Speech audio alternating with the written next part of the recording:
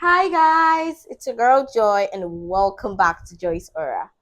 Okay, so today I want to talk about something very interesting, something that it is imperative we understand, and those of us that are outliers and those of us trying to become one, it is important we listen to this. Okay, so I'm currently reading 48 Laws of Power. This book is interesting. 48 Laws of Power by Robert Greene. And it's one of a kind. I really enjoy this book. But first of all, I want to talk about law one. Okay? Okay, let me just say the truth. To be honest, guys, I did not like this law at all. Like, I did not like it at all. I don't just know. The law was somehow like talking about the first law is never outshine the master. And I'm like, are you kidding me? Like, seriously. What if you're better than your master? But when my coach explicitly explained it to me, I was like, oh, now I understand.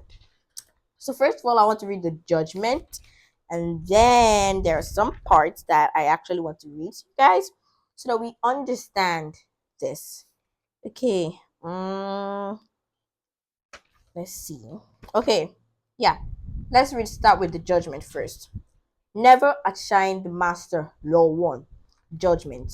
Always make those above you feel comfortably superior. In your desire to please and impress them, do not go too far in displaying your talent, or you might accomplish the opposite, inspire fear and insecurity. Make your masters appear more brilliant than they are, and you will attain the height of power. Guys, this is important. This is something that we go through as teenagers. Some call it youth exuberance, but I'm like, no, because my coach always says sometimes before victims of what we criticize. And I agree, like 100%. I actually agree.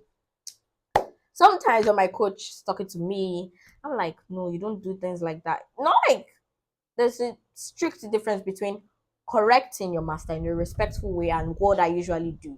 I wouldn't lie to you guys, okay? I'm not perfect. And I'm like, no, this is how it should be done. You don't do it like that.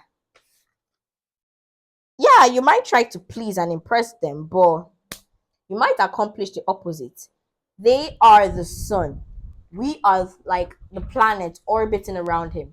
He is the master. We are the apprentice. We are the subordinates because we want to get something from them. That's why we're learning. In our due time, too, yeah, and some years later, we also will become masters. We do not want our subordinates to treat us like that. Even my teachers, there are some ways I behave to my teachers that I'm like, no, okay, you don't do stuff like that. What I'm actually driving home here is that do not outshine your master because you just can't. Okay? Raise his ego, raise his pride, praise him, allow him to shine brilliantly. Bro, move on. That's just what I'm talking about. Then you move on because you want to get something from him. That's why you're under him. I mean, if you have the wisdom, if you have what he has, you also be like the master, right? You also be at the same place. But no, he's up, you're down. So you are down trying to get something so that you can also reach his level, or you can even, skyrocket to the top. Okay? There is this video, this short on our YouTube channel, Diplomat Center, for those of you who haven't subscribed. Diplomat Center. Yeah. This fellow boy was actually talking like trying to show that he's smarter or more experienced than the master. And guess what? The master brought him down. Like he used what he has to bring him down. And what did he use? He used the game. He published an article, and that article, because the boy was like, you didn't give credit to the person who wrote this. And he was like, why should you give credit? And then they started arguing back and forth. And after that, he was like, get out of my class. Then because of that, he was trying to impress the master that yeah, he could do it. But he inspired fear and insecurity. And guess what? The master went to the principal's office and brought him down. That is not something we want for our kids. That is not something we want for ourselves. Okay? Just do this, do what you are meant to do, and just move on. So that when they're shining brilliantly, you are also shining too. You're not in their shadow, okay? You guys are two different beings, but all running for the same goal, for the same purpose. Just like transgression of the law, Nicolas Fouquet and Louis XIV. Nicolas Fouquet was the finance minister, and Louis XIV was the king, was the emperor at that time. So somebody, one of Julius Mazarin, he died. The prime minister Julius Mazarin died, and because he was the finance minister, Nicholas thought that the king would actually make him the finance minister. But unfortunately, no, that didn't happen. So guess what? Nicholas was like, okay, I think I know what I would do to impress the king. Because he was notorious for throwing lavish parties, extravagant parties. Parties are like top notch. And guess what, guys? He threw the best party ever in France. That everybody, all of his friends were like, yeah, this is truly the, even the king's friends. Then at some point, he praised the king and told him, yeah, like flaunted him, praised the king, gave attribute to the king and everything. The next day, he was arrested and he spent the rest of his life in jail. Now, what did Nicholas do to actually warrant that? Actually, Louis XIV, he was told that he has been extorting money from some certain places, he has been stealing money because you know he's the finance minister.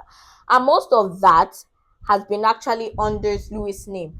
But Louis was like, wait, I am the emperor and I have never thrown any party that is like this. And then even my friends, my colleagues are telling me that my finance minister, a finance minister I appointed, is throwing the best party ever. So Louis XIV has been the emperor, as the emperor was afraid and he was insecure. And then he was like, I know the way to get this guy. Arrested him and locked him in the prison. I mean, this is fate, okay?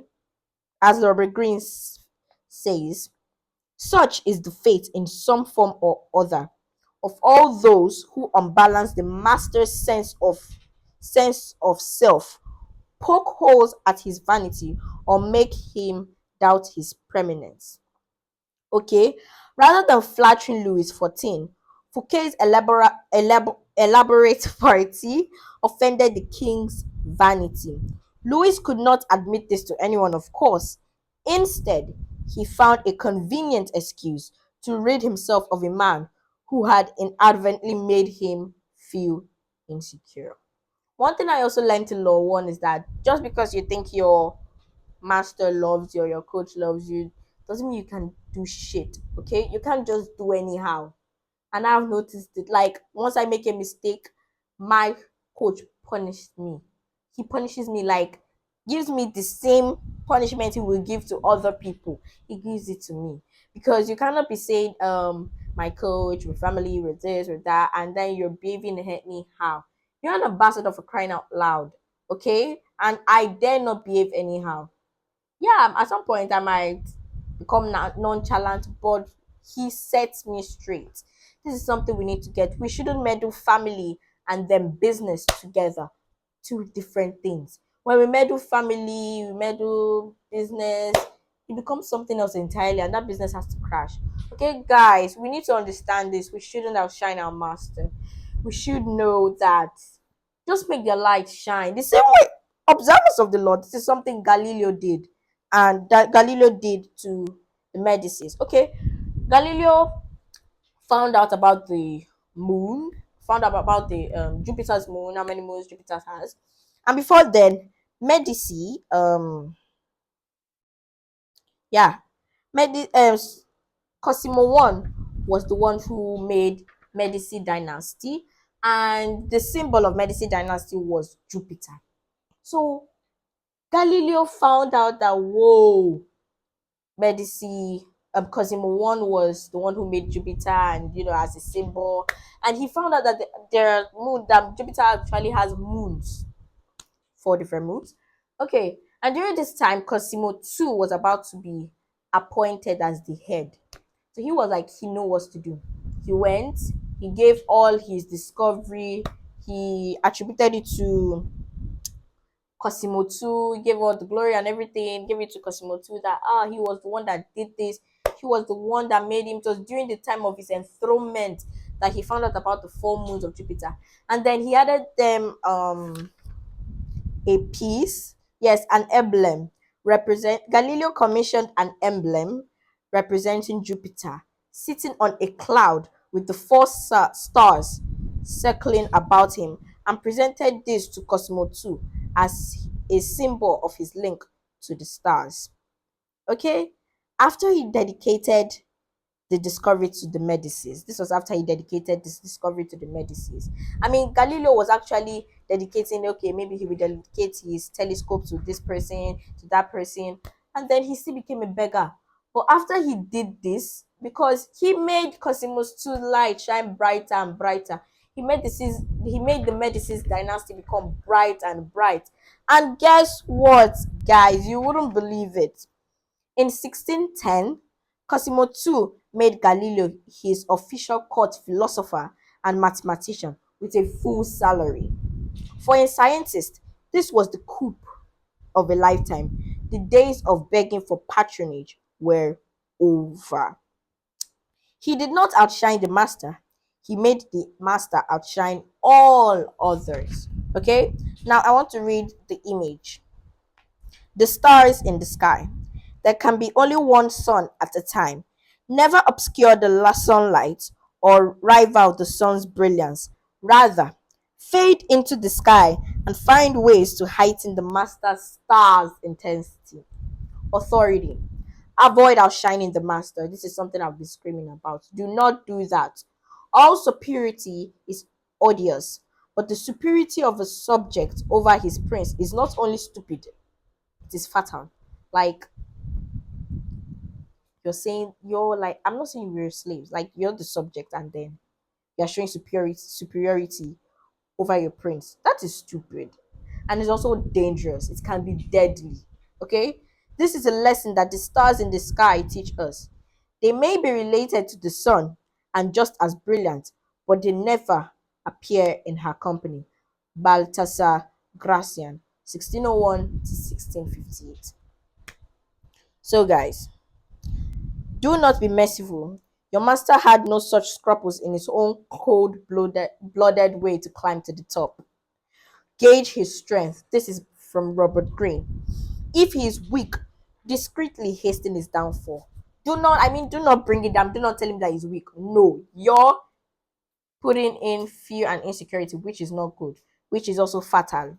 Don't do that. Just outdo, outcharm, outsmart him at key moments. If he is very weak and ready to fall, let nature, okay? Let Mother Nature take its course.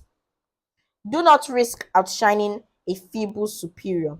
It might appear cruel or spiteful, but if your master is firm in his position, yet you know yourself to be the more capable, bid your time and be patient, okay?